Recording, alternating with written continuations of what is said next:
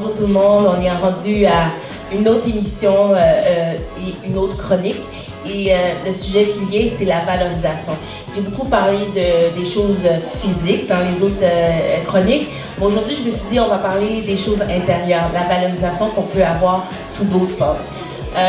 Aujourd'hui, je fais une chronique avec vous et j'ai eu un cheminement à bien comprendre mes forces et mes faiblesses pour être capable d'avoir cette assurance de savoir où est-ce que je peux donner mes talents et au service des gens.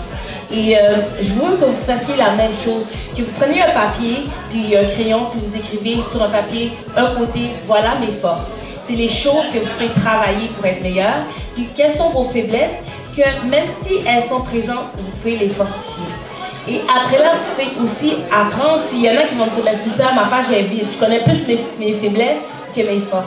Alors là, je vous donne un nouveau défi, un nouveau devoir, c'est de vous chercher, de trouver vos forces. Et les choses que j'ai appris, que je vais vous donner, c'est que j'ai commencé à aller dans des choses culturelles. J'ai été dans les musées. J'aime beaucoup aller chaque année au WordPress, qui est la photographie sur la dernière année, sur des sujets marquants. Des fois, le musée d'art contemporain, le musée McCart. Ensuite, vous pouvez aller dans des endroits comme des paint nights.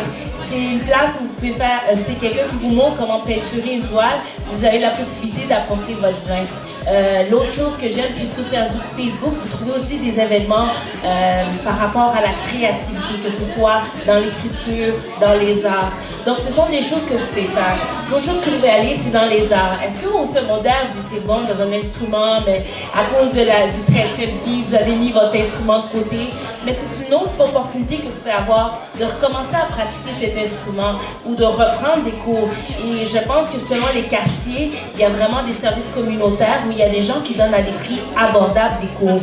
Je sais que le réseautage, le 5 à 7, c'est une autre place où vous pouvez vous découvrir aussi que vous êtes capable de voir vos forces et que vous pouvez aussi le mettre au service des gens.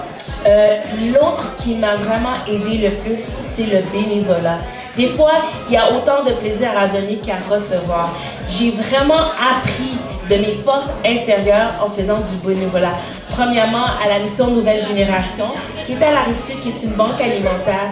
Et c'est vraiment de voir le plaisir que j'ai par rapport aux vêtements, parce que j'étais dans une friperie, mais aussi la facilité que j'ai à parler aux gens. Et c'est des choses comme ça qui m'ont permis de pouvoir être avec vous, puis de faire des conférences et de savoir que j'ai vraiment à cœur de savoir que les gens ont de la valeur et de leur faire voir ces valeurs-là.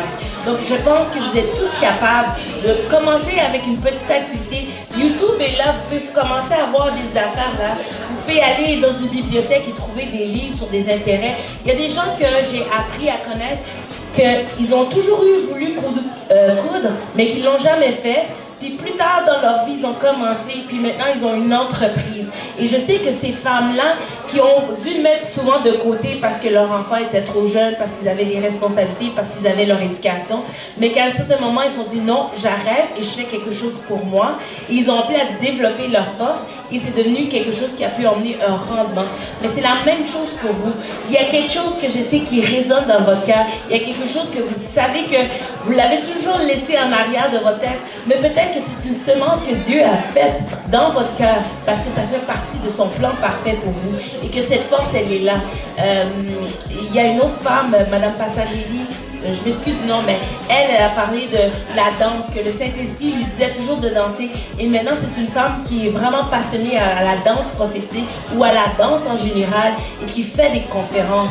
Et c'est là que je veux vraiment vous dire qu'il y a quelque chose que vous êtes forte et que votre message peut être transmis à travers ce talent-là, à travers cette force-là. Ne vous limitez pas dans votre insécurité. On a déjà parlé de l'estime de soi, donc vous avez de la valeur.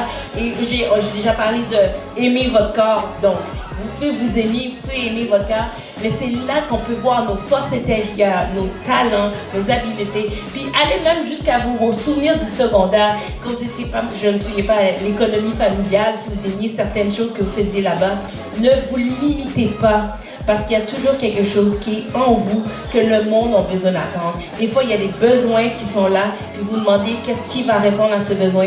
Aujourd'hui, je vous dis, c'est vous et vous êtes capable de le faire. Valorisez-vous, vous avez des forces et on attend de pouvoir bénéficier des forces que vous avez en vous. Merci, au revoir.